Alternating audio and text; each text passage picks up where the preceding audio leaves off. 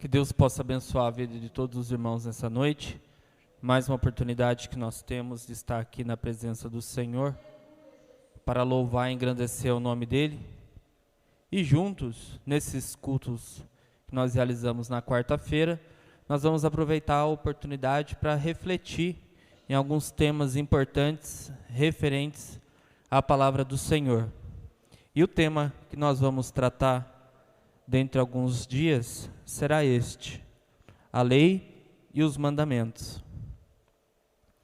É importante aqui enfatizar que eu vou tratar, o conceito de lei. Não necessariamente eu estou falando da lei de Moisés, por exemplo, tá? E eu quero falar a respeito da lei como um todo, e também quero falar a respeito dos mandamentos. A personalidade de Deus está envolvida na ideia de lei. Antes de eu perguntar para os irmãos o que é uma lei, e eu queria refletir com os irmãos um pouco a respeito da personalidade de Deus e como esta questão de lei define com exatidão o que é a vontade de Deus. Deus, irmãos, Ele é o Criador. Ele determina para a criação os seus rumos.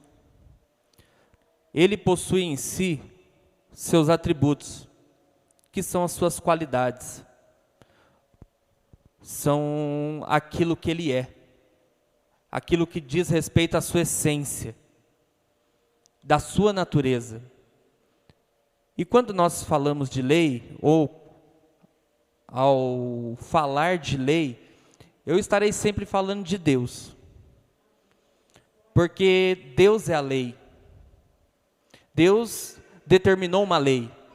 E essa lei é nada mais, nada menos que a vontade de Deus, que o caráter de Deus, que a essência de Deus. Essa lei, ela sempre existiu. A lei não passou a existir depois que Deus criou a raça humana, como que se fosse para os homens. Mas ela existia com Deus e em Deus, como parte do caráter de Deus. Então, a lei e Deus, às vezes, vai se confundir. Por exemplo, quando nós falamos da bondade, Deus não criou a bondade está em Deus. Ele é bom. A bondade não é um atributo que Ele criou para que os homens tenham, ou um atributo que veio a existir com o passar do tempo. Não, sempre existiu com Deus. Sempre foi parte do caráter de Deus ser bom. Deus nunca foi mau, em nenhum momento, porque o caráter de Deus é bom. E a bondade, ela está em Deus como parte da sua essência. Deus, ele sempre foi justo. E a justiça sempre existiu com Deus. A justiça não veio a existir. Não passou a existir em um momento específico. Deus sempre foi justo, em todos os momentos. Isso é parte da essência dele. É algo que Deus não pode deixar de ser. É algo que Deus não pode negar. Deus sempre será justo. Ao mesmo tempo que Deus é bom, e na mesma medida que Ele é bom, Ele também será justo. E as duas coisas vão existir com harmonia no caráter de Deus, como uma lei que é parte da sua essência, parte daquilo que Deus é. Então, todas as vezes que nós estivermos falando de lei, nós estamos falando de Deus. Todas as vezes que nós falarmos da importância da lei, nós estamos falando da importância de Deus, porque Deus é a lei.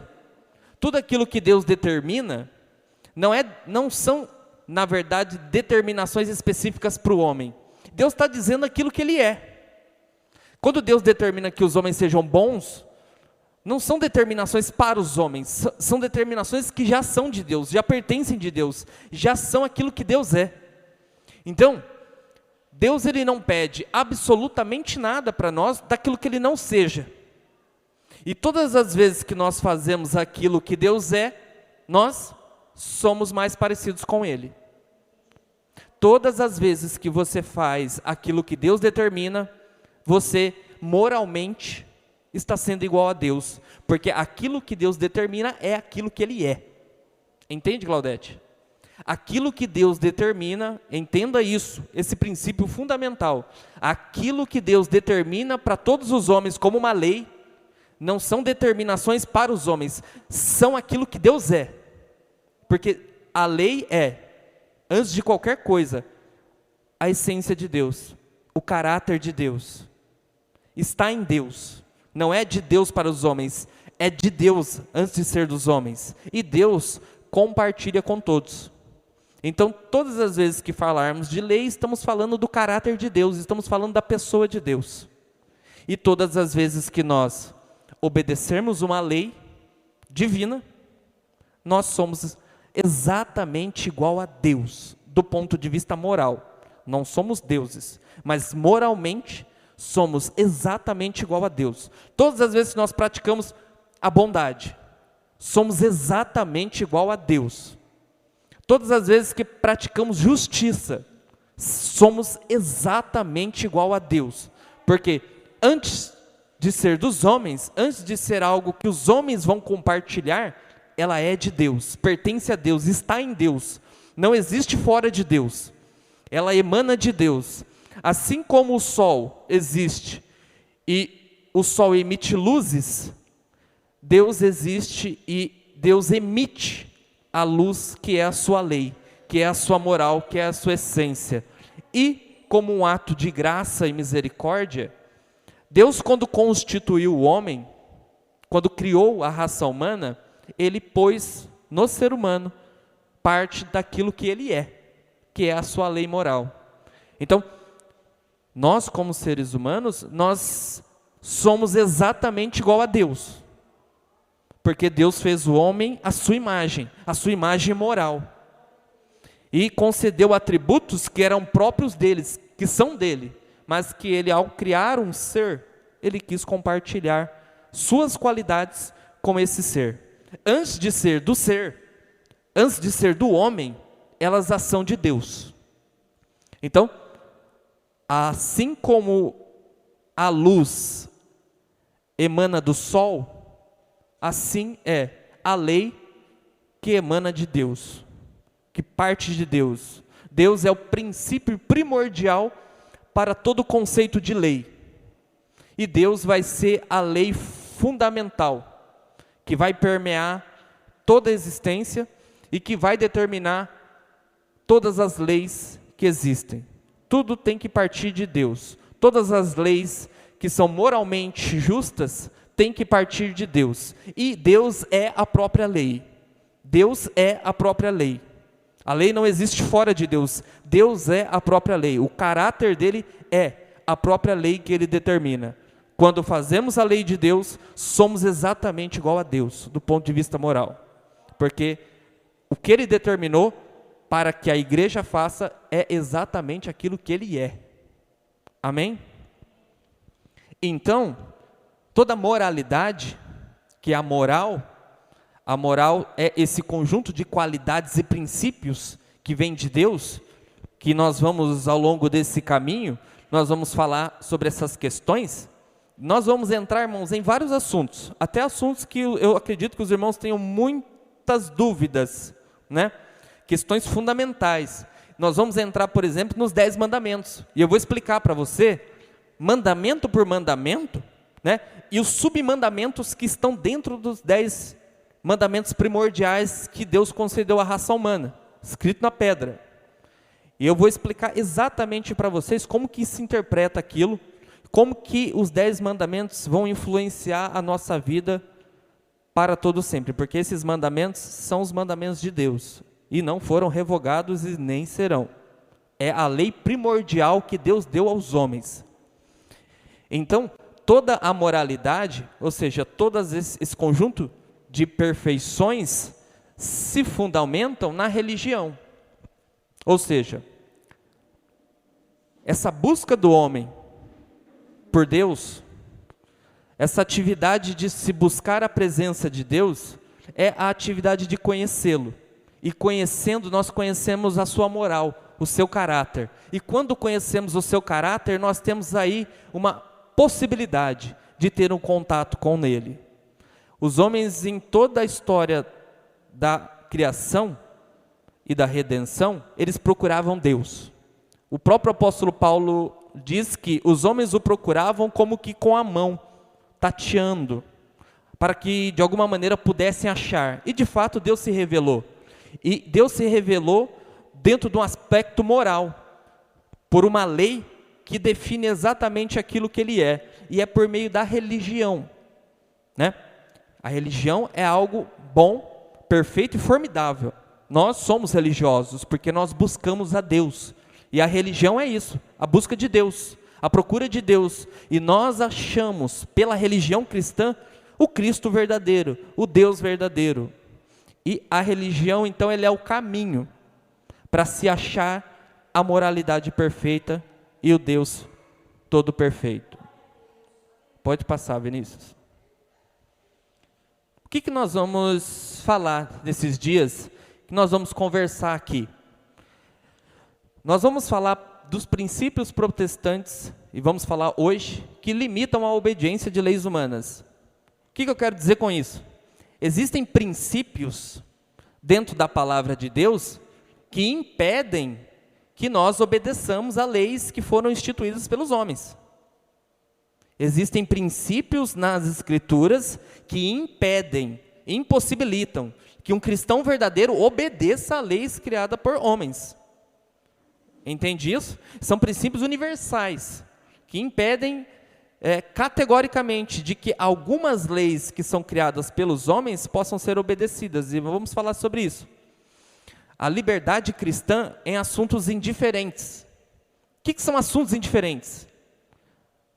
São questões que a Bíblia não trata como pecado. A Bíblia, ela não determina como pecado uma determinada prática, mas nem por isso nós temos total liberdade para praticá-la. E eu vou falar sobre isso. Tem coisas que a Bíblia não condena, né? A Bíblia não taxa como pecado, não classifica como um pecado, mas ela pode se tornar um pecado. Vamos falar hoje sobre isso. Nós vamos verificar na Bíblia, né, pela palavra de Deus, o uso correto da palavra lei. O que é a lei segundo a Bíblia? Como a lei se revela aos homens?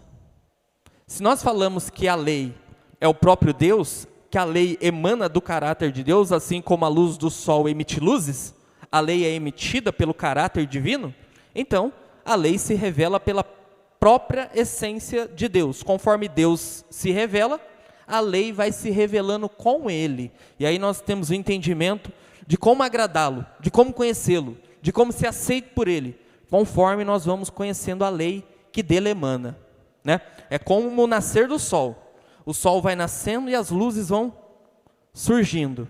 E quando o sol ele está no seu auge, nós temos aí aquela luz forte, bem como o calor e tudo mais, aquilo que o sol oferece. Assim foi a história da revelação de Deus. Deus foi se revelando e lançando luzes ao mundo que estava na escuridão.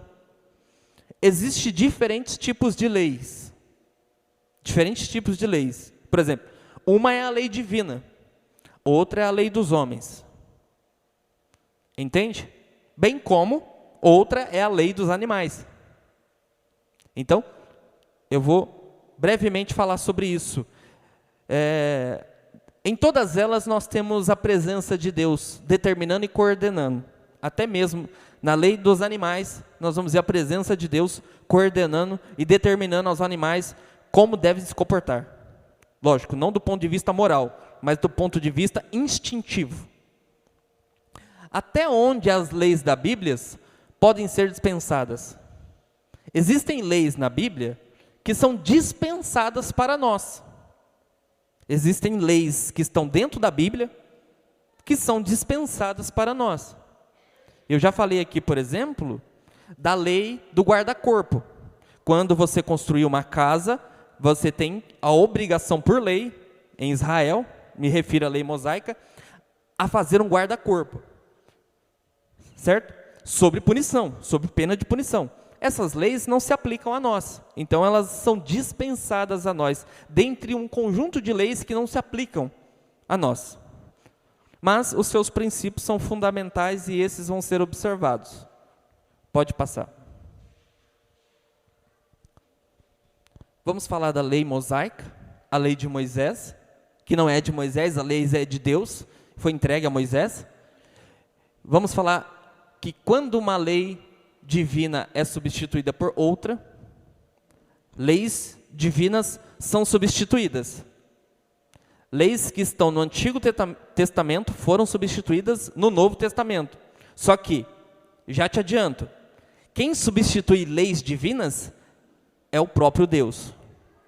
Homens não fazem isso, nem têm poder para isso, e nem mesmo autoridade. As leis do Antigo Testamento foram substituídas no Novo pelo próprio Deus, Jesus Cristo. Vamos falar da perfeição da lei, porque se a lei emana de Deus, a lei é perfeita.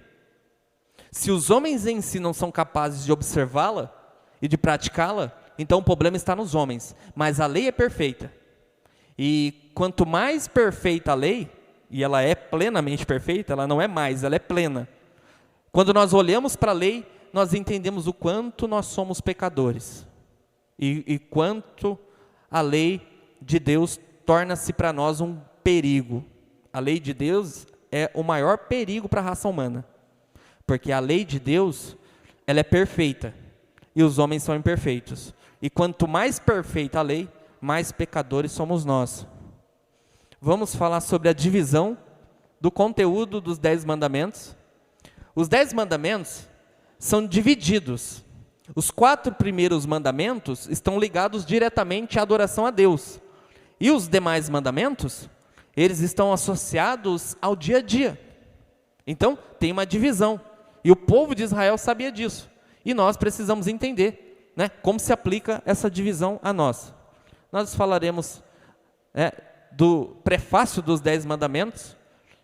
Como que deu o momento da entrega dos 10 mandamentos? Isso é um ponto importante, né? Porque Deus, antes de fazer essas determinações, Ele se revela, se apresenta e faz determinações claras. Então, esse momento ele precisa ser observado nesse nosso estudo. E, por fim, nós vamos entrar nos 10 mandamentos. E todos os mandamentos que se dão a partir dos 10. Às vezes, o que acontece? A maioria dos irmãos tem muita dificuldade em saber o que se deve obedecer e o que não se deve obedecer.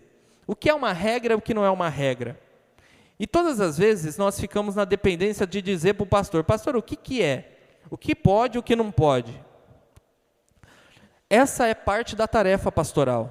Evidentemente, o pastor, ele é, pela atribuição do caráter do ministério pastoral, ele tende a dizer, né? Porque ele é aquele que orienta o seu rebanho. Mas são coisas que estão reveladas a nós. E o pastor não estará conosco em todos os momentos da nossa vida. O pastor não vai estar com você quando alguém te oferecer uma coisa e você estiver com a consciência culpada se você aceita ou não. Então, a palavra de Deus tem que estar com você antes do próprio pastor. E o pastor é aquele que vai fazer todas as correções e as orientações para o seu rebanho, para a sua igreja. Então, é muito importante. E os 10 mandamentos vão ser de muito proveito para todos nós.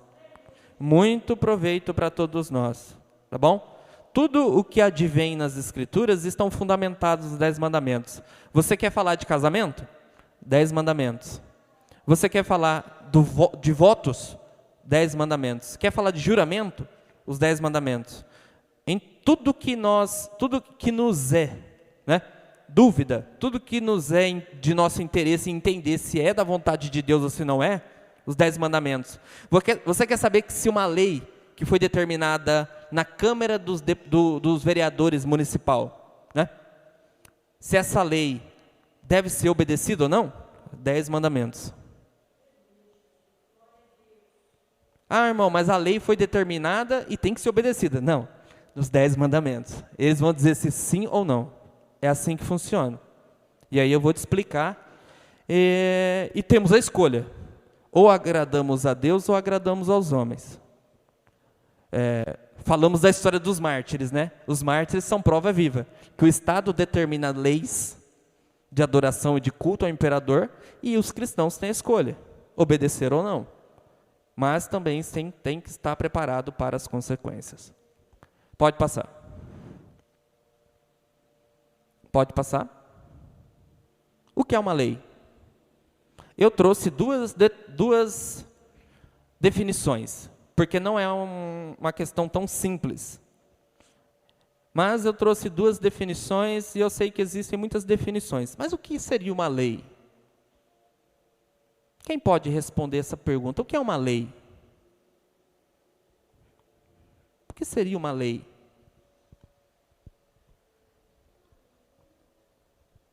O que é uma lei? Hein, Otávio?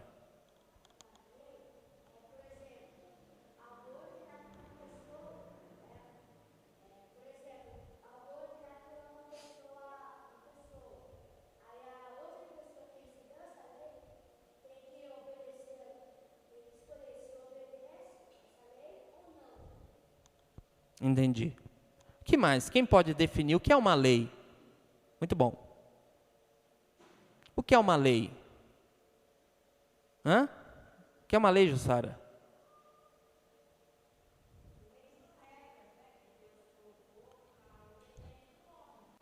Regras para obediência, para limitar a ação do homem.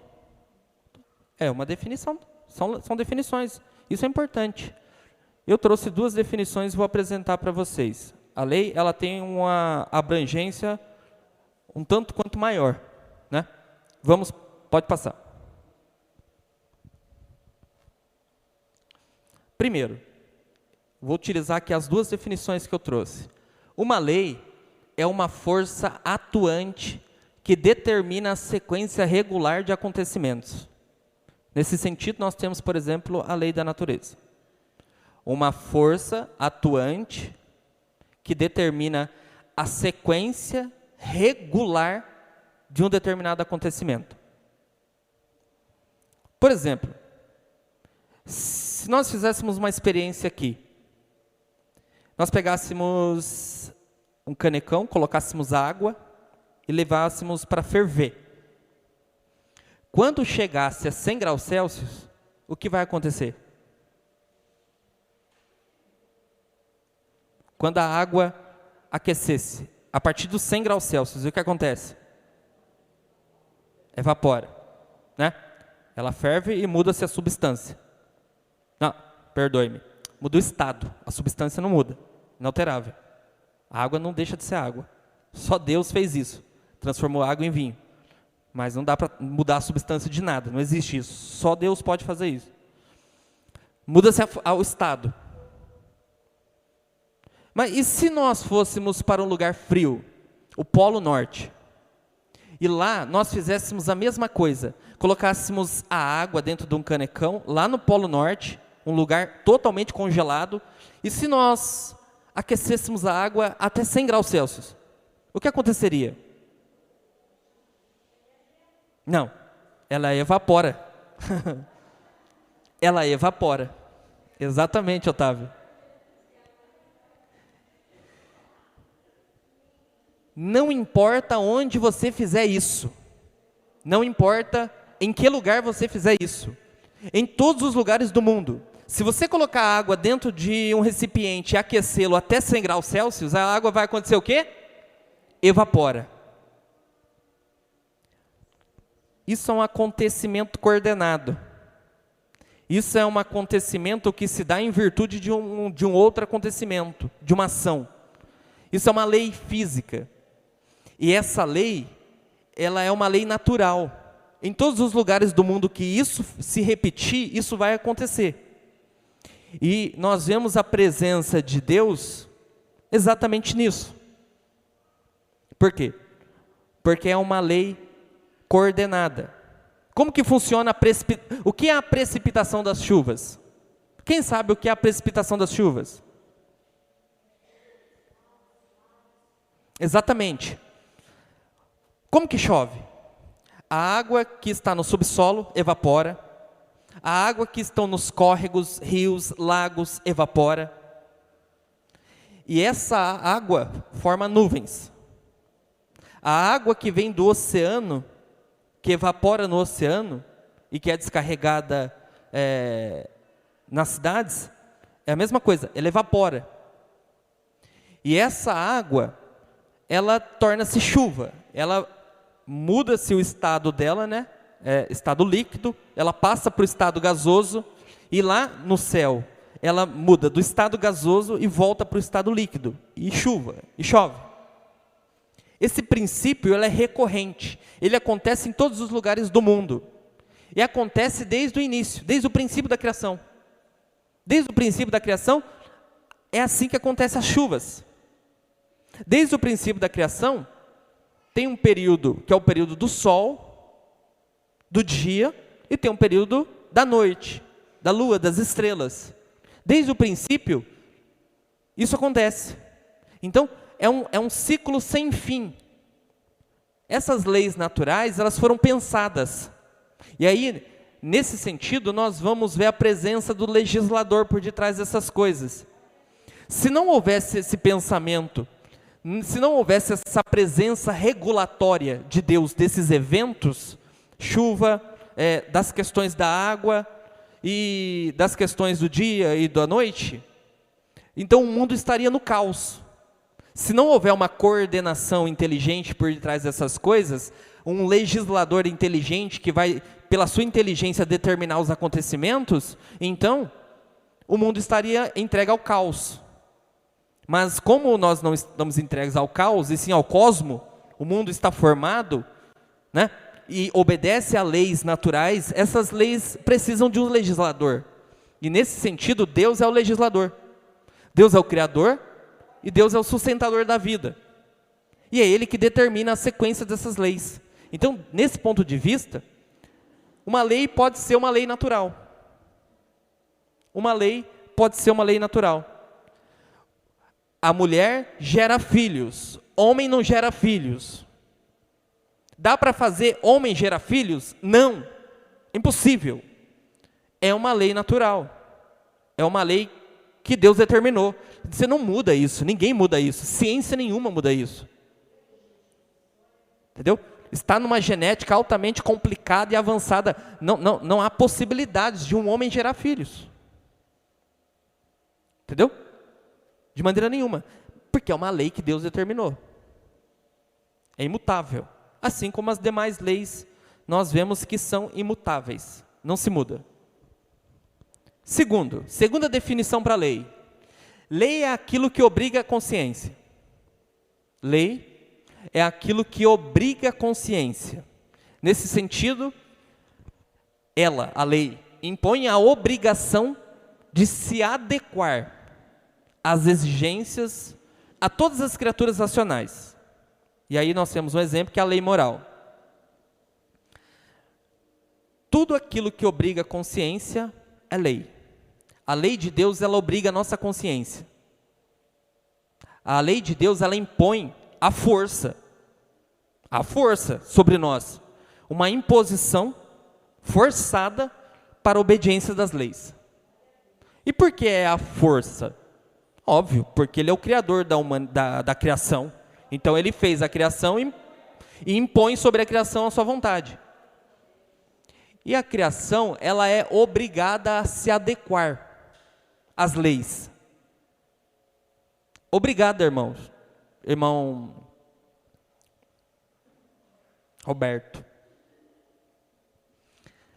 Então, nós nos adequamos à lei que Deus impõe à força. Então, tudo aquilo que nos obriga à nossa consciência, né, é uma lei.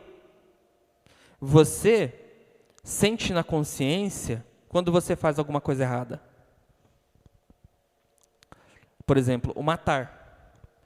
Matar infringe a consciência. Infringe a consciência. Por quê? Porque a vida pertence a Deus. Então, mesmo que qualquer lei no mundo defenda o homicídio, a sua consciência vai ser violada. A sua mente vai ser violada.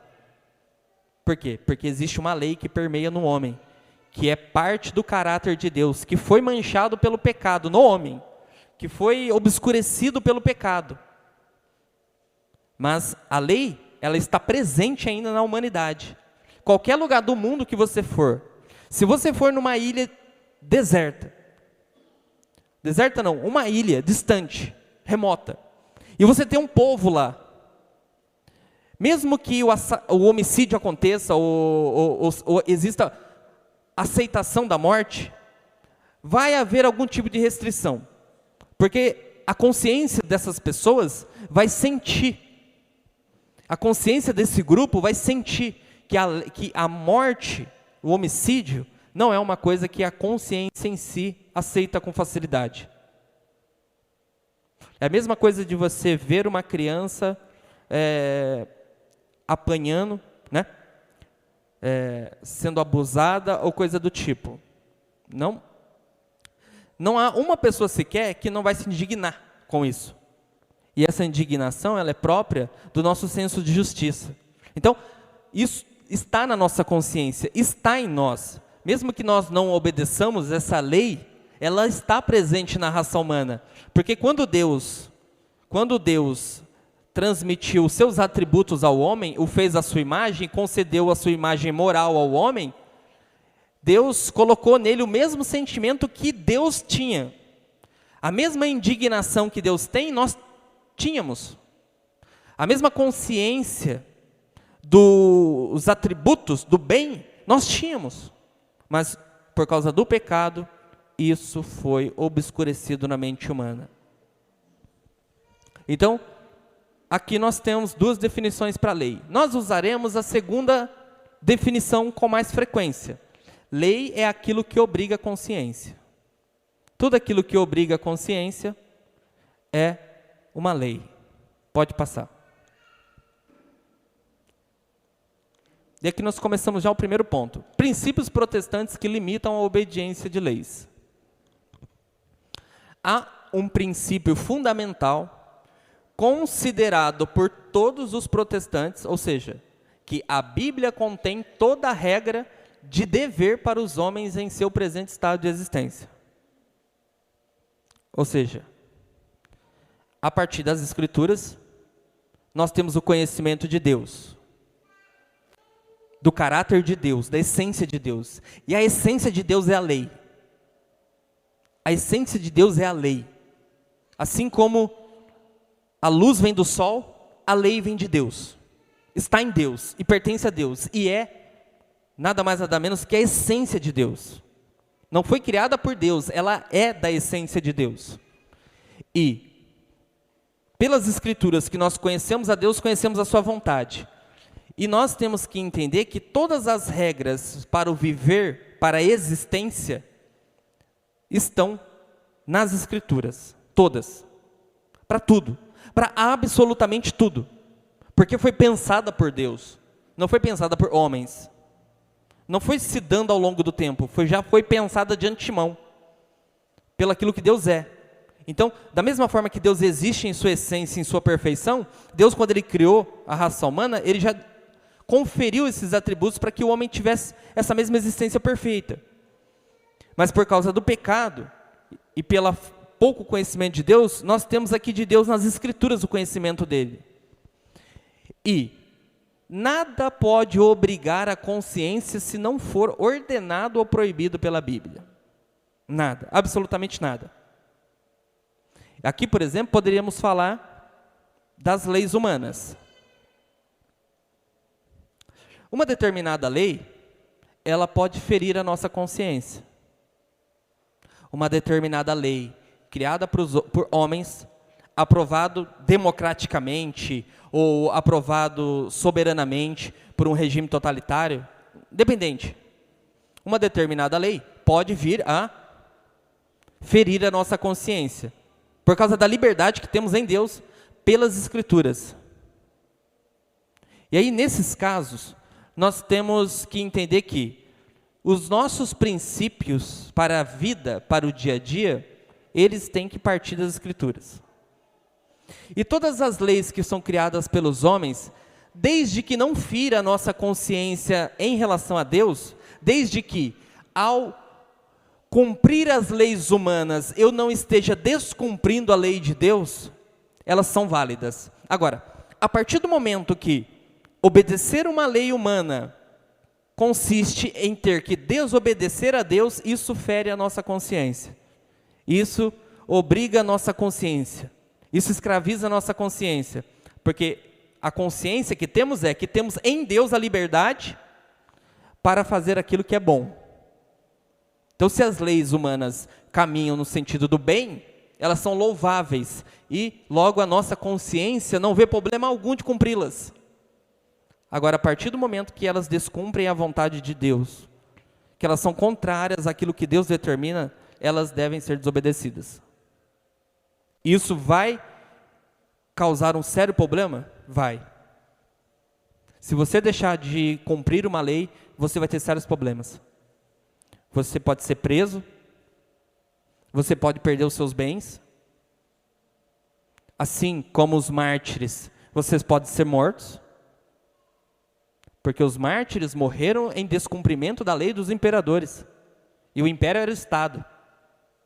E o apóstolo Paulo, por exemplo, fala com um bom tom sobre o Estado, que a igreja devia obedecer à autoridade do Estado. Mas e quando o Estado institui leis que são contrárias à vontade de Deus? Ainda assim devemos ser obrigados, estamos obrigados, a nossa consciência está obrigada a obedecer o Estado? É óbvio que não. Por quê? Porque nada pode obrigar a consciência se não for ordenado ou proibido pela Bíblia. As pessoas, elas podem obedecer o Estado, devem obedecer o Estado. Eu sou a favor disso, obedecer leis, sempre. Desde que essas leis não sejam contrárias à liberdade que nós temos em Deus pela Bíblia. Desde que essas leis não infringam a nossa consciência. Elas devem ser obedecidas. Por exemplo, nós temos países que proíbem a liberdade de culto. Proíbem a liberdade de culto. Você não pode professar, por exemplo, países que você não pode professar uma religião, porque já existe uma religião predominante do Estado. Você deve obedecer? Não, você não deve obedecer. Deve desobedecer para obedecer a Deus. Porque essa lei fere a consciência. Consciência de que nós temos a liberdade de adorar a Deus, o único Deus verdadeiro. E por isso a lei tem que ser descumprida. É um exemplo óbvio. Mas existem muitos outros exemplos. Muitos outros exemplos que vão aí ser encaixados. Por exemplo, o aborto. O Estado determinou a execução do aborto. Legalizou o aborto. Os cristãos devem obedecer essa regra? Não. Isso pode trazer prejuízos? Pode. Mas, antes nós sofremos os prejuízos do que nós desobedecemos a Deus. Assim como a luz emana do sol, a lei emana da essência de Deus. E quando nós obedecemos a lei, estamos sendo exatamente igual a Deus. Estamos imitando a Deus. Nós estamos trabalhando em nós o perfeito caráter de Deus. Por isso que é tão sério a obediência a Deus. Quanto mais obedientes, mais parecidos com Deus. Quanto menos obedientes, mais distantes de Deus. Nada pode obrigar a consciência se não for ordenado pela Bíblia. Que princípios são esses? Nós vamos falar sobre isso um pouco mais à frente. Como eu disse aqui, princípios protestantes limitam, impedem a obediência de leis humanas. Que princípios são esses? Nós vamos trabalhar ao longo do passar dos tempos. Pode passar.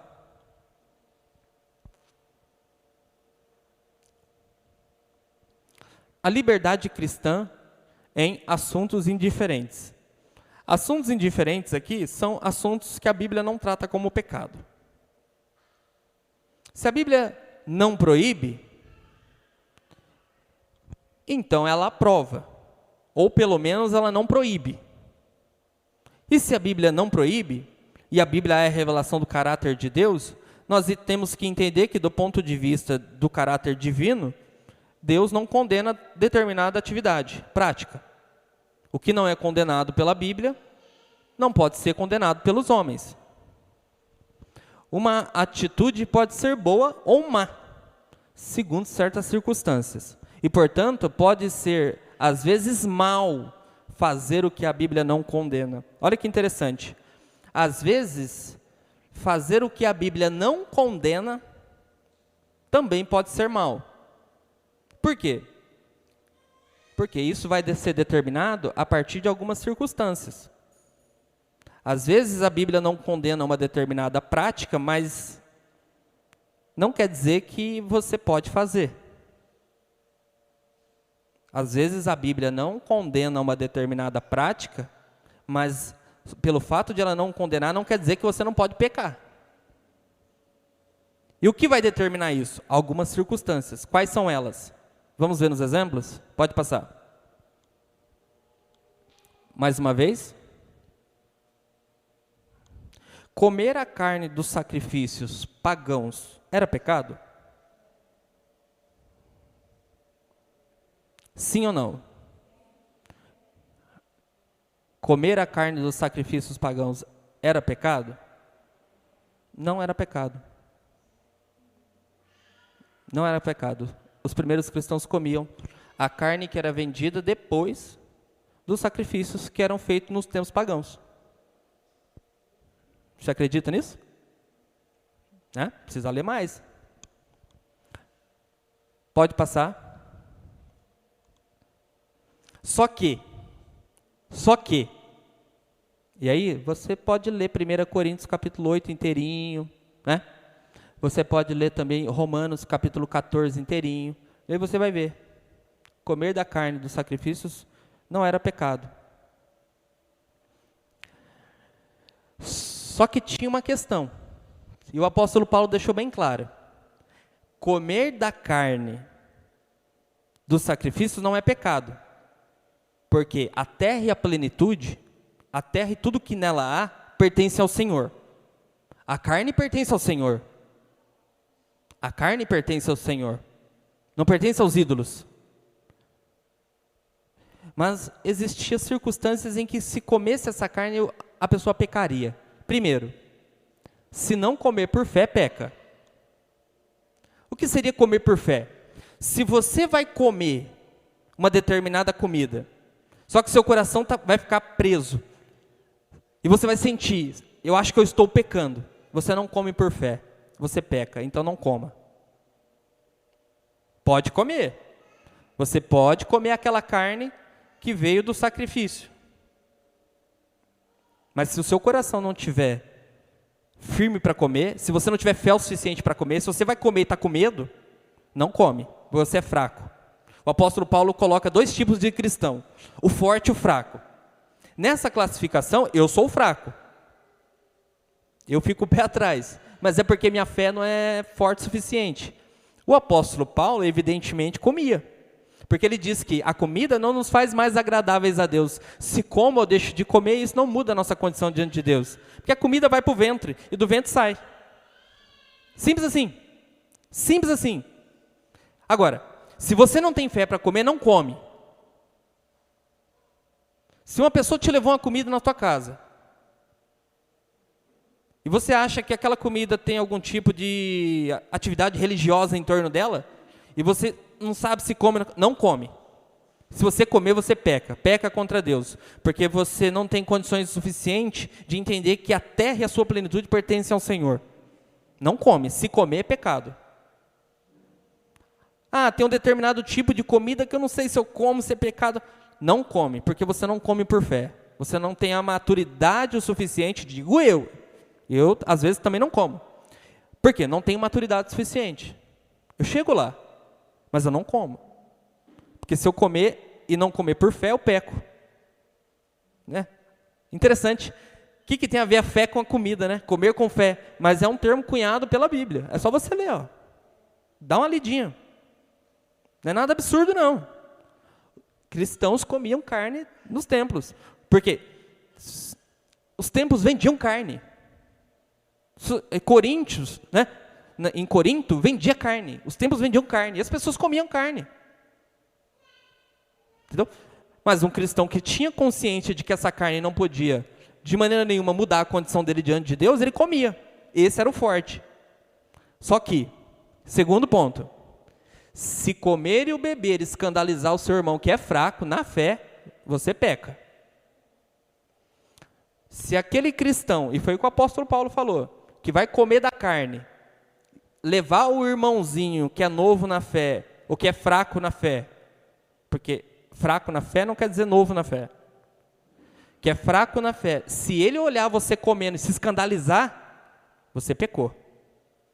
Porque você não seguiu o que o apóstolo Paulo chama de lei do amor, de não levar aquele irmãozinho ao escândalo. Você sabe que não é pecado, mas se você sabe que aquele irmão não tem fé o suficiente ainda para entender isso, e você faz, você escandalizar ele, você leva ele a pecar, porque ele vai te julgar. Ele vai te julgar, ele vai falar assim, não é crente, está comendo isso? Está comendo chouriço? Não é crente, não presta, vai para o inferno. Ele te julgou e você contaminou a mentinha fraca dele. É assim. É a lei da consciência, a lei do amor. Então, por amor a ele, você não leva ele ao escândalo. Uma vez eu comprei uma latinha de energético para beber. E minha mãe me viu bebendo um energético. E energético, todo mundo sabe que não tem teor alcoólico. Mas quando ela viu escrito na latinha Red Bull, você está bebendo essas coisas? O que acontece? Não tinha conhecimento, né? E ela achou que era, eu não sei o que ela achou que era. Mas, assim, é um cuidado que a gente precisa ter. É só um exemplo bobo. Mas, assim, existem muitos outros exemplos. Entendeu? Não vou entrar nisso agora. Mas se uma atitude minha leva o meu irmão a pecar, porque ele vai me julgar, e se ele me julgar, ele vai pecar contra Deus, e eu vou fazer com que ele peque contra Deus, e eu também vou fazer ele pecar. E isso diante de Deus é condenável. Então, o comer e o beber não pode produzir tamanho escândalo. Segundo, se comer na mesa junto ao cerimonial, participa da mesa do demônio. De demônios, o apóstolo Paulo falou, isso é idolatria, peca. Então o que acontece? Qual era a orientação do apóstolo Paulo aos cristãos de Coríntios? Vocês têm que entender que vocês participam da mesa do Senhor. E a mesa da idolatria é a mesa dos demônios. O ídolo nada é. Mas, por causa do ato cerimonial, são celebrações que são feitas a demônios. Então, o que o apóstolo Paulo disse? Vocês não podem participar dessa atividade. Vocês podem comer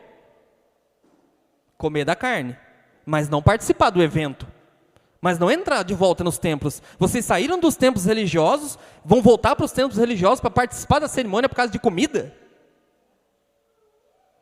Então era pecado. Então veja, comer carne sacrificada, comer carne dos sacrifícios era pecado? Não era pecado. Palavras do apóstolo Paulo. A comida não nos torna melhor diante de Deus, porque a comida, você sabe para onde ela vai e depois aonde ela sai. É simplesmente isso. Mas, mesmo que seja válido, mesmo que não seja pecado, se você fizer uma dessas três coisas, ela se torna pecado. Então, não é porque a Bíblia não diz que é pecado que você não pode pecar naquilo. Não é porque você tem uma liberdade naquilo que se você abusar dessa liberdade, você não vai pecar. Aqui, por exemplo, ponto 3. Se comer na mesa, junto ao cerimonial, participa da idolatria, peca. Um pequeno exemplo. O casamento é instituído por Deus? Sim. E o casamento, ele é celebrado pelo Estado, validado pelo Estado. Israel fazia casamentos, porque Israel era uma nação e tinha força de Estado. Israel não era só um grupo religioso, era uma nação, um país, e tinha o seu Estado, e tinha o seu sinédrio, onde tratava das questões civis, mediadas pela lei de Deus, né?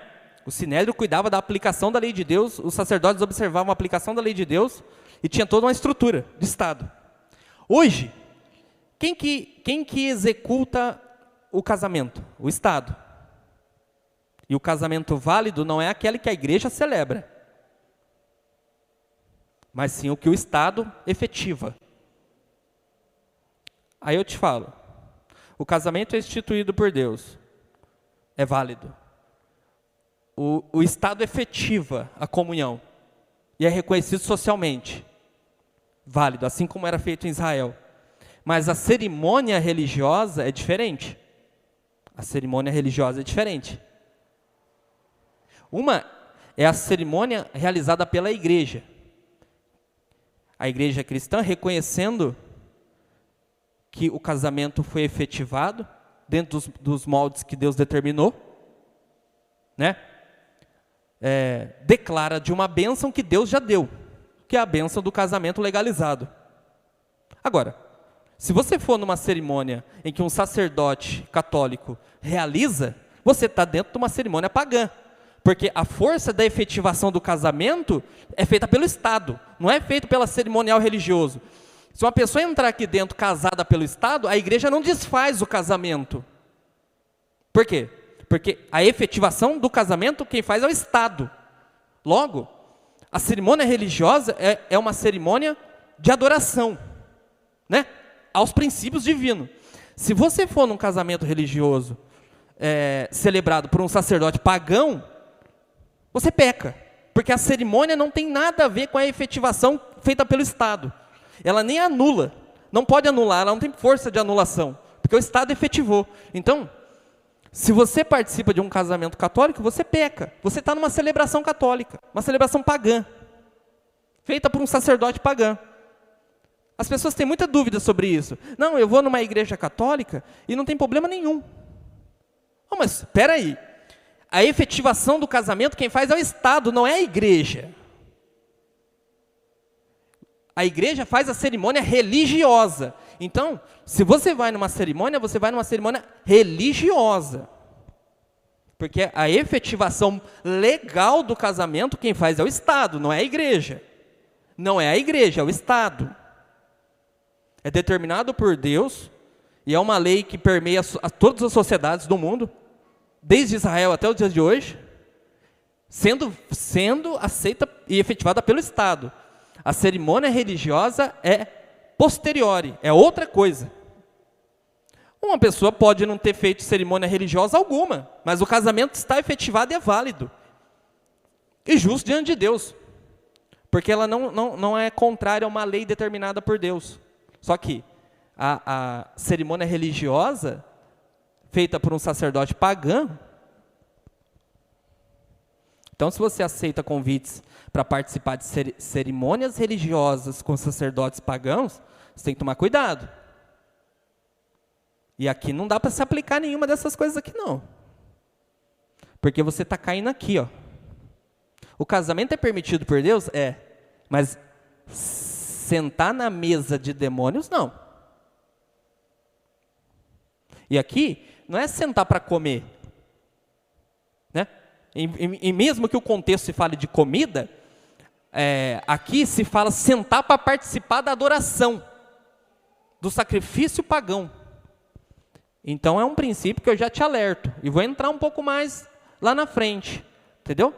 Então, se você receber um convite para participar de uma cerimônia desses perfis, não vai, porque se você participa da mesa da comunhão do corpo de Cristo, você não pode participar de atividades de religiosas de outro segmento. É idolatria.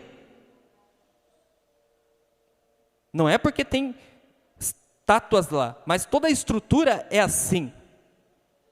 Bem como a ideia do sacerdotismo, que nós não aceitamos. Heresia. Então, isso é só um pouco do que a gente vai tratar. Questões um pouco polêmicas, né? Às vezes tem um irmão que foi madrinho, foi padrinho, que entrou no casamento. E eu não estou preocupando com quem entrou, deixou de entrar. Eu pouco estou me importando com isso. Desde que eu trabalho meu tema. Eu não vou abrir mão de falar nada, porque o Joãozinho quis fazer isso ou aquilo. Eu não estou nem aí. E é assim que eu trabalho, entendeu? É desse jeito. Próximo. Algum problema, irmão Glaudete? Próximo. É pecado a circuncisão masculina? Muitos de vocês não sabem o que é. É bom que nem saiba por enquanto alguns, mas é pecado a circuncisão masculina?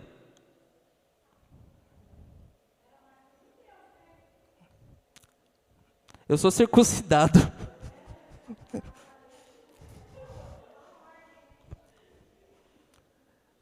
Pode passar? Vamos aqui nesse exemplo.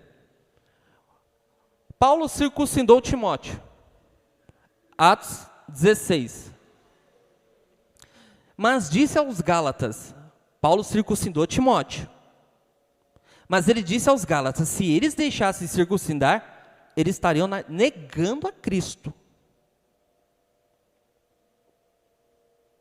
Ué, como se explica isso? Como se desenrola esse emaranhado? Por que para Timóteo podia, discípulo de Paulo, e por que os outros não? Por que Timóteo não negava a Cristo e esses negavam a Cristo? E ainda estamos falando de coisas que são indiferentes, ou seja, não são pecados, mas podem vir a ser pecado. Então, nesse caso aqui, para Timóteo não foi, mas para Paulo, para os Gálatas seria. Por quê? Quem consegue explicar? Quem consegue desenrolar esse emaranhado? Que era suficiente. Perfeito. Pode passar exatamente o que eu escrevi no próximo slide. Pode passar. Na primeira circunstância, estava envolvido a atitude de buscar a aceitação dos judeus. Se Timóteo queria pregar aos judeus, isso não mudaria absolutamente nada, mas Paulo entendeu que circuncidá-lo, tendo em vista que ele era filho de grego, judeu e grego, seria bom para ser aceito na comunidade judaica. Então, como Paulo também andaria bastante na comunidade judaica, embora trabalharia com os gentios, seria uma ótima fazer isso. Circuncidar Timóteo. Muda a situação de Timóteo? Não, muda nada. O problema é a mente dos judeus. Timóteo, nesse caso, é o forte, e os judeus, o fraco. Porque eles se escandalizavam pelo fato de ele não ser circuncidado. E o segundo, está envolvido um ato de busca de justificação. O que acontece na igreja da Galácia? Os cristãos que eram convertidos do judaísmo diziam que, além de aceitar a Jesus, eles precisavam, para ser salvos, praticar a circuncisão. E aí está o pecado. Fazer a circuncisão por fazer ou para não gerar escândalo ou com fins medicinais é uma coisa. Agora, fazer para ser aceito diante de Deus seria a mesma coisa de negar a graça de Cristo, porque nós somos aceitos mediante a graça. Deus nos recebe gratuitamente por meio do sacrifício de Cristo. E se somarmos ao sacrifício de Cristo mais alguma atividade, então o sacrifício de Cristo não foi suficiente. Então, logo, eles estariam abandonando a graça. Então, circuncidar não era pecado. Só que, se fizesse isso para ser justificado diante de Deus, ou para ser aceito diante de Deus, era pecado. Passa, rapidinho. Gente, estou terminando. Próximo.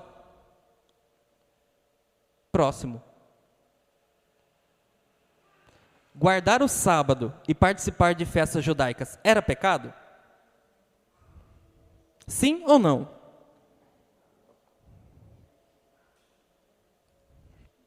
Quem disse que não era pecado, acertou. Pode passar. A Bíblia não condena a participação dos cristãos nas antigas festividades judaicas e nem mesmo na observação dos dias sagrados. Entenda uma coisa, o cristianismo e o judaísmo eram a mesma religião. O Cristo descende de Abraão, pai dos judeus. Não pode se aplicar isso aqui, por exemplo, a outras festividades. É o mesmo Deus, toma cuidado. O mesmo Deus do Antigo e o Novo é a mesma pessoa. Então, a Bíblia não condena a participação dos cristãos nas antigas festas judaicas. Inclusive, os cristãos receberam o Espírito Santo na festa de Pentecostes. desde que isso não seja feito de uma maneira a observar a lei em busca de justificação diante de Deus, pois isso seria negar a graça de Cristo. Se você observar uma festa judaica, sendo você cristão, isso não vai mudar absolutamente nada, né, do ponto de vista da sua fé, e nem acrescenta, nem diminui nada do ponto de vista moral. Mas se você guardar o sábado, porque você entende que isso é necessário para a salvação, e se você participar dessas festas entendendo que isso é necessário para a salvação, você negou a Cristo. E aí é pecado. Entende? Esses são poucos exemplos para te explicar o quê? Às vezes não é pecado, mas dependendo da circunstância, você faz com que seja. E eu vou mostrar muitos outros exemplos. Às vezes uma coisa que você quer fazer não é pecado. A Bíblia não condena. Mas se você não tiver cuidado dessas circunstâncias, você peca. E vai para o inferno quem peca. Entendeu? A prática contínua de práticas que você não tem consciência e certeza não é bom. Não é bom. E é por isso que nós temos que ter esse entendimento da lei de Deus. Porque quando nós conhecemos a lei de Deus e praticamos, nós podemos ser igual a Deus, do ponto de vista moral. Quanto mais praticarmos a vontade dele, que é a expressa imagem do seu caráter, mais parecidos com Deus nós seremos. E é isso que ele quer. Pode passar. Chegamos ao final já. Sobre as questões indiferentes, ou seja, questões que não são pecados, mas dependendo da circunstância pode vir a ser, nós temos então os seguintes subprincípios, princípios que se dão a partir das coisas que nós falamos. Não se proíbe o que Deus não proíbe. Se a Bíblia não proíbe, então eu não posso proibir. Ah, irmão, mas eu estou proibindo porque senão isso pode levar as pessoas... Não. O que a Bíblia não proíbe, ninguém pode proibir. Nós não podemos ser proibidos de ser igual a Deus, de imitar o caráter de Deus. Então, se não há proibição, não pode ser proibido por ninguém. Segundo, a lei do amor. Não usar a liberdade de Cristo para fazer o irmão pecar. Não é porque você tem uma compreensão maior da fé e mais maturidade, e você vai usar essa liberdade de qualquer jeito, né, e fazendo com que o irmão venha a pecar. E como ele peca? Ele pega quando ele te julga. Quando ele olha para você e fala assim, impossível esse cara ser crente fazendo isso. Mas você em si, você tem consciência de que não é pecado o que eu estou fazendo. Mas aquele irmão, ele ainda não tem essa consciência. Ele é o que Paulo chama de o fraco. O fraco julga o forte. E o forte despreza o fraco. É isso que Paulo fala na carta aos Coríntios. Os dois estão errados. As coisas indiferentes, ou seja, as coisas que não são pecados, não são universais e permanentes. Por exemplo, na igreja de Corinto nós temos a questão do uso do véu, né? Pela lei do amor, era interessante usar o véu, por causa das irmãs, né, que raspavam as cabeças, que eram as prostitutas que se convertiam à fé cristã. Por amor a elas, usar o véu era importante. Só que não era uma lei universal, era uma lei comunitária. Era uma regra comunitária. Você não vê, por exemplo, o uso do véu sendo ordenado por Paulo nas outras comunidades. Embora poderia se praticar, mas era uma lei comunitária, daquela pequena comunidade, e não uma lei que se aplicava a todos. Então, isso é importante. Algumas coisas que estão na Bíblia não têm poder universal, não tem aplicação universal. Então tem que ir devagar. Às vezes o apóstolo está falando, ou o escritor está falando para um grupo, não é para todo mundo. Pode passar. É questão de livre juízo, ou seja, você é quem decide. Abster-se das coisas indiferentes. Abster-se das coisas que não são pecado. Não é pecado, mas eu posso escolher fazer ou não. Às vezes é lícito, mas também às vezes não convém. É isso que o apóstolo Paulo está dizendo. É lícito, mas dependendo da circunstância não convém. porque você peca e leva a outro a pecar. É lícito, não é pecado. Mas se você levar a outro a pecar, não convém. Então, é isso que o apóstolo Paulo fala. Tudo me é lícito, mas nem tudo me convém.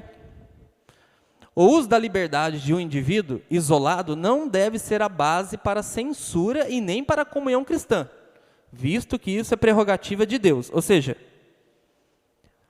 o irmão Diego entendeu que comer a carne sacrificada não é pecado. Então o irmão Diego chega na igreja e diz assim, para todos vocês aqui, comer da carne dos sacrifícios, e eu estou me referindo lá atrás, né, da atividade que os cristãos faziam, comer da carne, eu vou chegar aqui e dizer para vocês, comer da carne não é pecado. Eu não posso fazer isso, porque essa aqui é uma questão de livre juízo, e eu não posso impor para ninguém isso. E eu também não posso chegar aqui e dizer para vocês, olha, nenhum de vocês aqui pode beber energético. Ninguém. Nenhum de vocês aqui pode beber café. É uma regra. Não posso. Eu posso eu mesmo me abster. Eu posso não beber dessas coisas. Mas eu não posso instituir isso como uma regra universal. Porque só Deus pode fazer isso. Só Deus. Quem determina essas questões é só Deus. Para a gente terminar. Nossa, o que aconteceu com o horário? A última slide para a gente ir embora. Aqui. Para a gente finalizar e ir embora para casa. A vontade de Deus, a lei de Deus, sempre, sempre soberana. Queiram ou não, todos os homens vão se dobrar a ela. Entenda que Deus só tem uma vontade, uma só.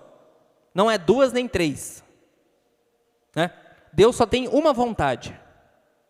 Para que Ele seja Deus. Para que Ele seja Deus. Ele só pode ter uma vontade. Se Ele quiser ser Deus, manter-se como Deus, Ele só pode ter uma vontade. E essa vontade se chama vontade soberana.